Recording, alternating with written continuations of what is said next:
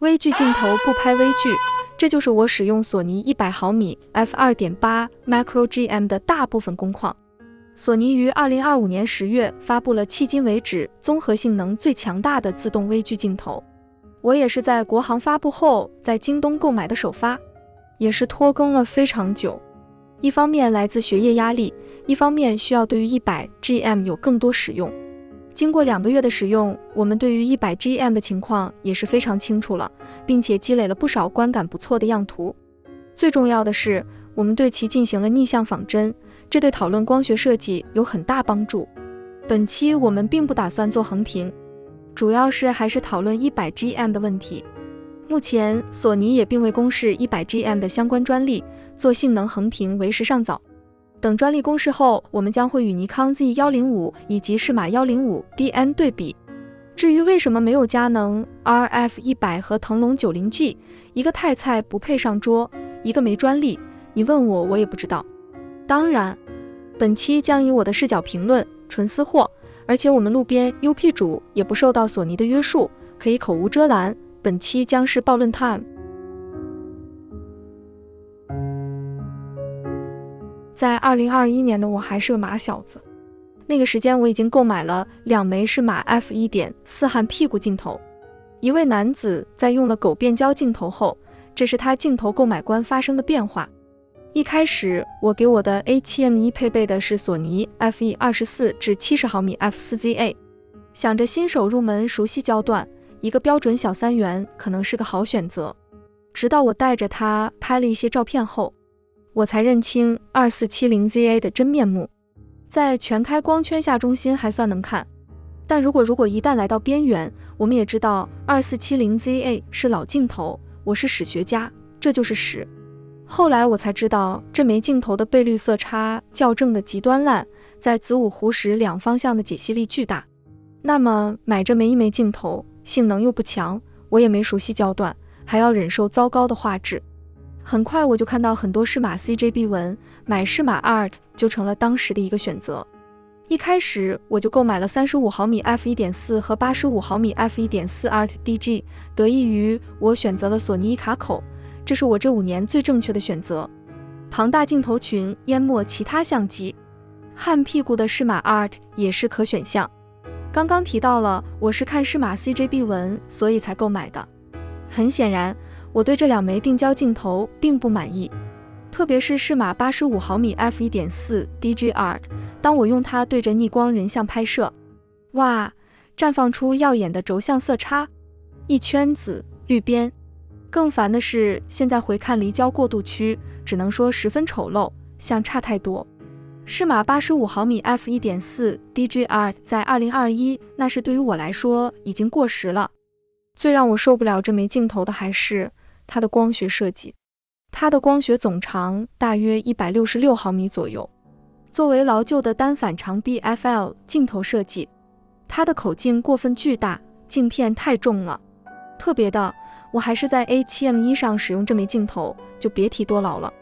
就是這個時間點上，我看到了鏡頭專利仿真，這是一種近乎輪椅式了解鏡頭性能的方法。沒有 CJB 文，只有冰冷的相差數值以及 FFT-MPF。在預算和極致性能的約束下，我很快就鎖定了一枚鏡頭，那就是適馬的70毫米 f2.8 DG Macro Art。在冰冷的仿真中，70 Art 的无窮遠中心 MTF50 超過了160線對每毫米，大約是本時代普通鏡頭的2倍不止。沒什麼好說的，這枚微距就是我一直在尋找的低相差鏡頭。很快我就把85毫米 f1.4 DG Art 替換成了更便宜、性能更好的70 Art。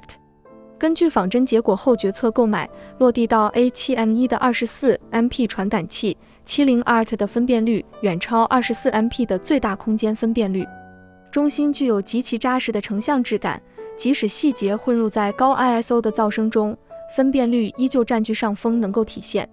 來到角落，70 Art 在 24MP 上也毫無壓力，相差在 24MP 下也非常难以察覺。70 Art 毫無疑問是第一個讓我這麼滿意的鏡頭，關鍵價格也才2000出頭，花更多錢反而買不到這樣的光學設計。在70 Art 之後毫無疑問就是福倫達 Oppo Lens 2，這就是索尼 E 卡口先享受的東西，尼康 Z 卡口後才有，但有卡口稅，佳能 RF 沒有，松下 L 福倫達和蔡司 Altus ML 更是接近沒有。毫無疑問，索尼 E 卡口群是實現低成本最高畫質的唯一選擇，小心被你小子和松小子忽悠瘸了。最糟糕的鏡頭群就是松下 L， 不過至少還有擴碼可以救，但卻善能沒做 L 卡口，已經說明這個卡口夠糟糕，沒有水。接下來我們就繼續分析70 Art 的優缺點。引回視頻開頭的話，這也是本期的暴論之一。之所以微距鏡頭不拍微距，那是因為一般的微距鏡頭和普通鏡頭幾乎沒有差別。一般的微距鏡頭能夠實現從無窮遠0倍到1倍或者 1.4 倍的放大倍率區間，而區別於微距鏡頭的普通鏡頭一般是無窮遠0倍到最近物像共軛 0.1 倍或者 0.25 倍。這也意味着其實普通鏡頭的放大倍率是微距鏡頭放大倍率區間的子集。微距鏡頭擴展了 0.2 倍後更大的放大倍率區間。當然，我知道大家在擔心什麼，微距鏡頭會不會只對微距工況做特定優化？很顯然，目前見到的微距鏡頭都是無窮遠最佳，隨着對焦距離變近，放大倍率變大後性能下降。這就包括我們未來會做橫屏的上面3支微距鏡頭，在 0.02 倍的工況下，性能只會比無窮遠下降一些，或者基本不變。說白了，能無窮遠对焦的微距鏡頭大概率就是普通鏡頭，只是最近对焦距離近了些。那麼有沒有例外呢？就是佳能的 MP1 65毫米 f2.815x Macro， 真正微距專業工況設計的鏡頭，最小放大倍率起步就是1倍。顯然，這枚鏡頭過於專業了，工作範圍窄。微距鏡頭能夠實現更近的对焦距離是來自对焦組。就比如70 Art， 它在对焦時就採用浮动外對焦組，对焦時光學總長會增大。70 Art 相比普通鏡頭的外獨焦組行程更長，這允許更大的放大倍率物像共軛。如果对焦組沒有限制的話，可以實現超過1倍的放大倍率。不過，我們也知道，寬區間的放大倍率難以實現良好的相質表現。眾所周知，尼康 Z 58毫米 f0.95 Noct 是一支最近对焦距離 0.5 米、最大 0.1 倍的鏡頭。但是，如果你知道 Noct 的对焦組設計後，我們就可以進行一些騷操作。Noct 的對焦群幾乎佔據了2/3的鏡片，與剛剛提到的適馬70 Art 相似。所以 Noct 在進行近距離對焦時，對焦群會向物方位移，因為該群的光焦度為正。真正限制 Noct 最近对焦距離的還是相質以及機械結構。當我們在仿真軟件中嘗試將 Noct 推到 0.5 倍時，對焦距離來到了 0.33 米，但是代價是對焦群需要向物方位移55毫米，相比無窮遠。很顯然，實現此組態的機械結構設計時極其困難，但在光學設計上是有這種可能性。可惜的是，雖然 Noct 在 0.5 倍微距下實現了極其震撼的 f1.8 working f number， 但其相質已經跌落到不可接受的程度。一般的微距鏡頭在 0.5 倍時，光圈會縮到 f4 左右，對於優化相質的壓力也小很多。Noct 的案例也深刻地告訴我們，其實普通對焦距離的鏡頭也是實現微距的放大倍率的，其關鍵就在对焦組設計。不過考慮到 Noct 是外對焦設計，對焦時光學總長會增大，不過道理很好理解。其實微距鏡頭就是對焦組對焦行程相比普通鏡頭更長，对焦距離的拉近意味着畫質隨着放大倍率增大劣化點延後。就以典型長焦大光圈的適馬85毫米 f1.4 Art 為例，其在 0.056 倍下的物距大約是 1.5 米左右。全開光圈的適馬85相質也非常爛，邊緣幾乎被繪差摧殘殆盡。將適馬85的光圈收縮到 f2.8， 再拉出適馬 105DN 到 0.5 倍下進行對比，非常明顯，即使85鏡頭收縮了光圈，也是比不上更大放大倍率下的微距鏡頭相質。更何況，如果相同放大倍率下，差距只會更大。這也是我不喜歡85毫米鏡頭的原因，放大倍率不夠大，性能也不夠強。雖然一般的85毫米鏡頭擁有 f1.4 的大光圈，但是全開僅80線對每毫米的 MTF50依舊還是能夠觀察到明顯的相差，更別說近攝時相質還會下降。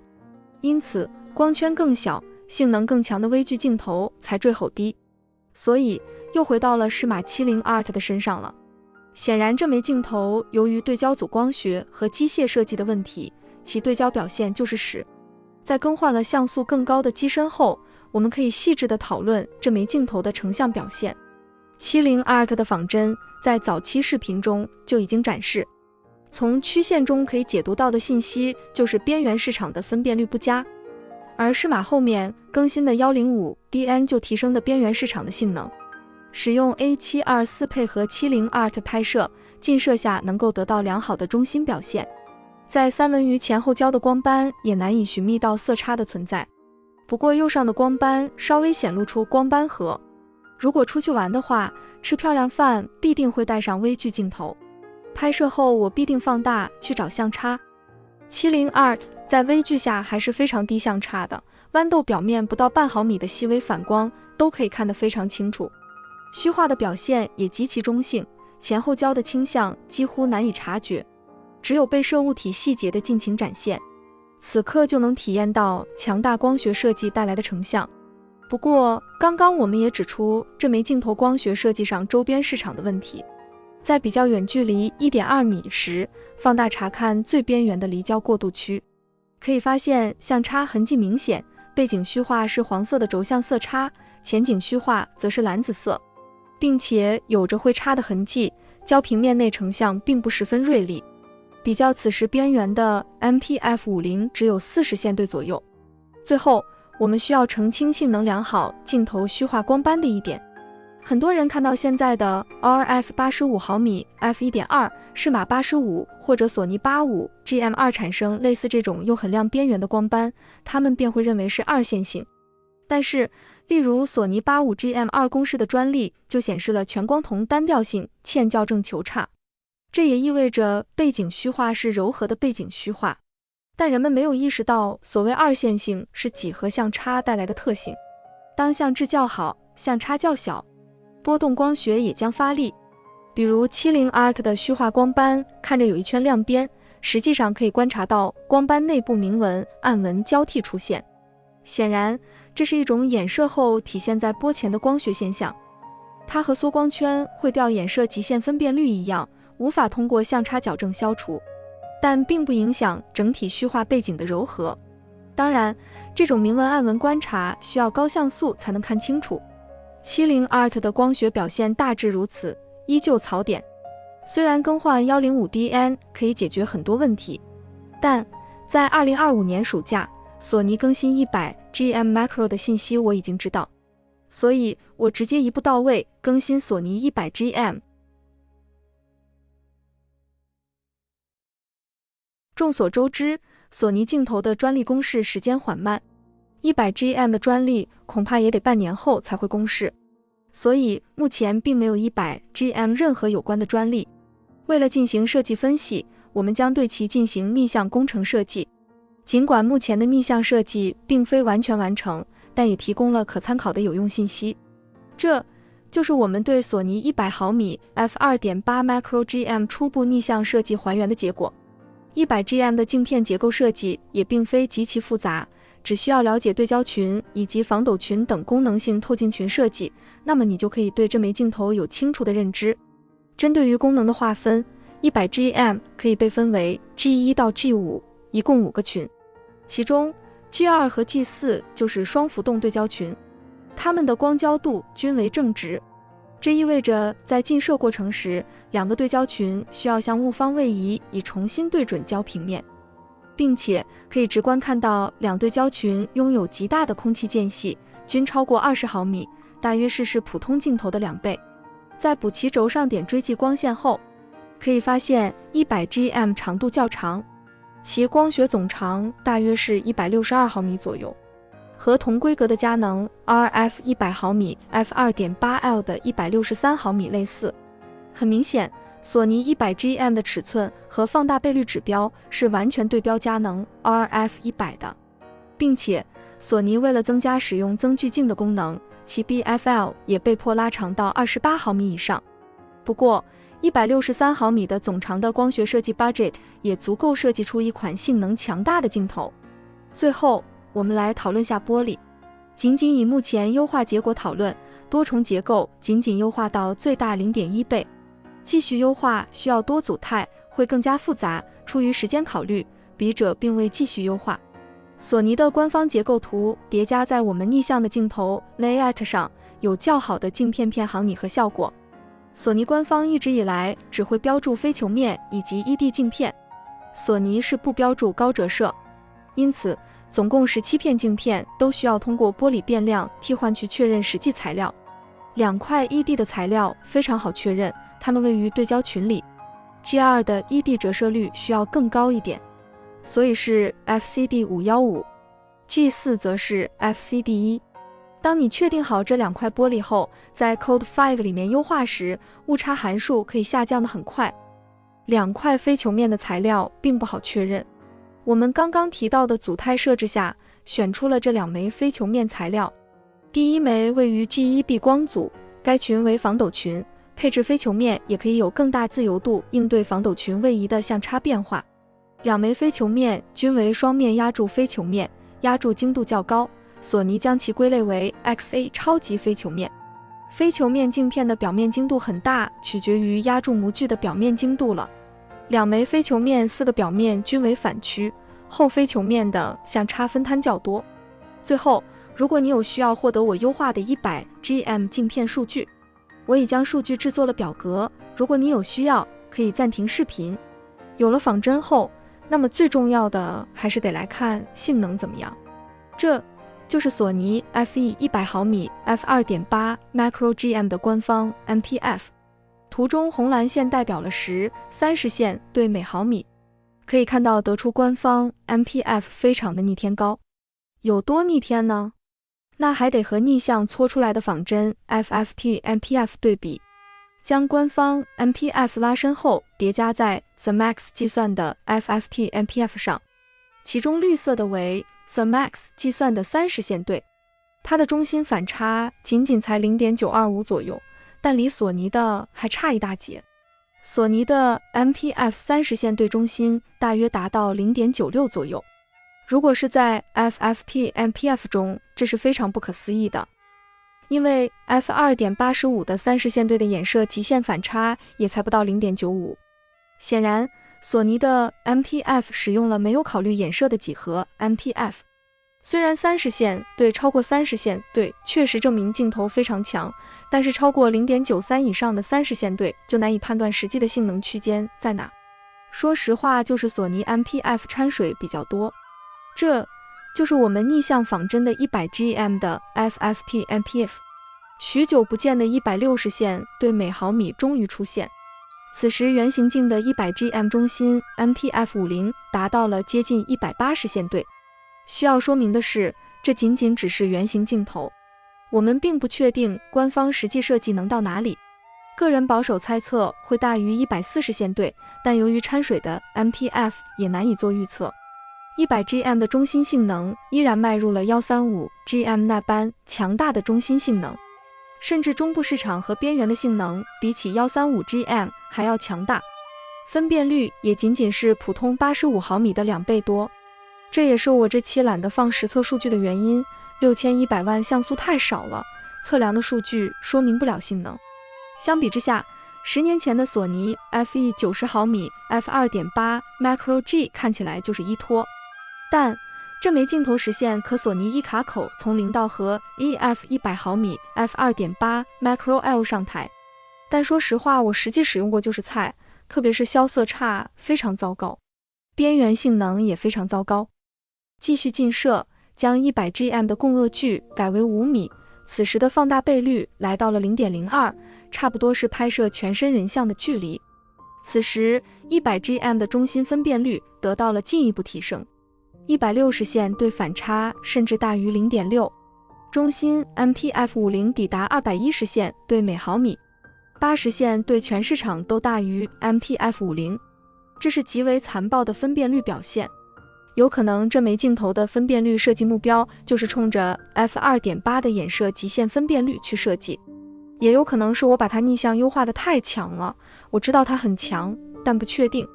來到該組態的離焦點列圖，虛化自然是非常的白開水，沒什麼好說的。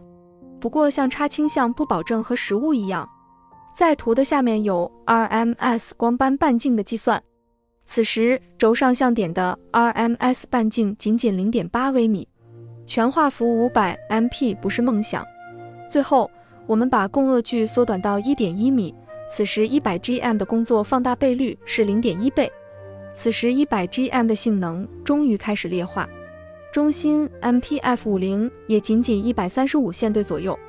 至於更大的放大倍率，我不打算在該項目上花費更多的時間了。如果讀者有能力進行進一步優化，可以導回剛剛獲取鏡頭 datasheet。從仿真的結果來看，在已展示的放大倍率區間內，索尼 100GM 的性能表現有望超越適馬 105DN， 成為目前最強大的微距鏡頭。話說回來，雖然我沒很急第一時間發布首發視頻，甚至拖到了過了年才發布了視頻，這可不有很多好看的樣圖可以來分享嗎？建設一定要會拍照。在落日的暮光時分，我們在汽車上使用索尼 100GM 以 150S 的速度拍攝了該圖片。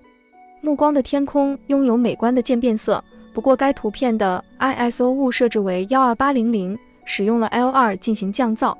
放大查看中心，可以發現中心的分辨率還算可以，只不過受到手動影響有些許糊片。我們還是來查看 100GM 的近攝，這才是 100GM 最帶勁的地方。金屬的反射和皮革的紋理在 100GM 下絲毫畢現。這枚鏡頭用於拍攝哈基米也是非常輪椅。100GM 在放大倍率不大下，對焦速度處於索尼 GM 鏡頭的 Tier 0.5 梯隊，比起更重對焦組設計的 85GM2 更快。畫質自然是不用說的，依舊是數毛。當然，我們也用了 100GM 拍攝了人像，只不過當時 100GM 是插在索尼 A7M5 上的，銳屏下 A7M5 不銳，33MP 還帶低通濾鏡。放大圖片後，雖然還是能夠看到像差，但沒有 61MP 那般瀟灑。A7M5 的靜態表現是擠牙膏的，上手最大變化還是來自於對焦系統，識別更智能點。除了用 A7M5 拍攝外，此時我的 A724 上面的鏡頭是极其尊的索尼 F150至150毫米 F2GM， 也是掛到了100毫米左右。在 2461MP 下，515的分辨率也非常好，不過可以發現頭髮有明顯的二線性，遠攝純分辨率看不出和 100GM 的差別。現在是索尼光學王朝，後面我把 100GM 插回了 A724。放大查看，果然還是 61MP 更適合 100GM 的性能表現。大概你能在圖片裡分辨出 0.5 毫米以下尺寸的細節。100GM 除了分辨率非常好外，軸向色差也難以察覺。實物帶來的感覺大約在20微米左右的軸向色差表現。當然，我最喜歡用的還是 100GM 在 0.1 至 0.2 倍的放大倍率區間。該工況下通常就是拍實物以及一些手掌尺寸的物件。此時 100GM 的性能狀態良好，細微的反差細節依舊能夠呈現，所以我們也是帶着 100GM 拍攝了壽司。放大觀察們可以發現，其實 100GM 在全開光圈下還是有些色差的。背景虛化的軸向色差是偏向於黃色，前景虛化則是偏向於藍紫。不敢保證 100GM 在微距下能夠肘贏適馬 105DN， 畢竟後者对焦組參與成像的部分更多。不過 100GM 成像表現整體令我滿意，已經沒多少可以苛責的了。非成像部分自然指的就是雜散光的表現了。對於強光源位於 FOV 市场內的 100GM 的表現尚可，綠色的 flare 則是我的 UV 濾鏡所帶來的雜光。100GM 的 FOV 內雜光表現算 GM 裡面不錯的水平。對於更大角度的 FOV 內雜散光，說實話，當時在場的有索尼50至150 GM 以及適馬135毫米 f1.4DN， 索尼135 GM、100 GM 在裡面表現的還算可以，但也其實這就水平。長光學長度的雜散光就是比較難搞，何況100 GM 還有長對焦組形成，對於設計消雜光機械結構也不利。當然，其實最難搞的還是 FOV 臨界雜散光，比如我們這堆鏡頭裡面表現最爛的135 GM， 可以看到所拍攝的照片是沒有視場內的強光源的，太陽是從鏡頭視場角外斜入射的，光線會在鏡頭裡面進行抽象的反射，這是沒有 UV 鏡且帶了遮光罩的135 GM。FOV 外消雜光處理得太菜了，經過我們不嚴謹對比，其實是肘擊不贏適馬135毫米 f1.4DN 的。當然，索尼如果把遮光罩做得更長，其實可以避免一些 FOV 雜散光。索尼100 GM 則是帶了 UV， 但並未攜帶遮光罩。我討厭遮光罩，它會使鏡頭變長。100 GM 的 FOV 外雜光表現還是非常給力的，對比度下降明顯的區域集中在鄰居光源入射的區域，遠離光源入射的區域對比度更高。135 GM 是幾乎整個市場都均勻下降对比度，100 GM 看起來還是通透很多。其實100 GM 的遮光罩也沒有必要戴，它的長度僅僅5公分左右，消雜散光其實得更長。再放大查看細節，其實分辨率基本沒啥影響，只是收到雜散光導致對比度下降而已。100 GM 的色差也非常難看到。如果將 FOV 臨界光源位置放置在畫幅角落，100 GM 的鬼影面積會增大，不過高亮鬼影除外，其餘畫面的对比度下降的較少。當然說實話，我認為目前沒有廠商能夠處理好長焦鏡頭 FOV 臨界雜散光。毫無疑問，索尼100 GM 在規格指標上完全繼承了佳能 RF100， 在性能指標上近乎完成對 RF100 的翻倍。雙浮动对焦組的完成度也非常高。當然，我買微距不拍微距，1倍、1.4倍我也不知道性能怎麼樣，那就不寫了。等未來索尼公示了100 GM 後，我們將會與另外2枚性能強大的微距鏡頭做研判。當然，不要問我為什麼沒有 RF100， 沒拖來 EF100L 老將把 RF100 肘墜機已經很給佳能面子了。至於騰龍 90G，我不知道，所以沒有。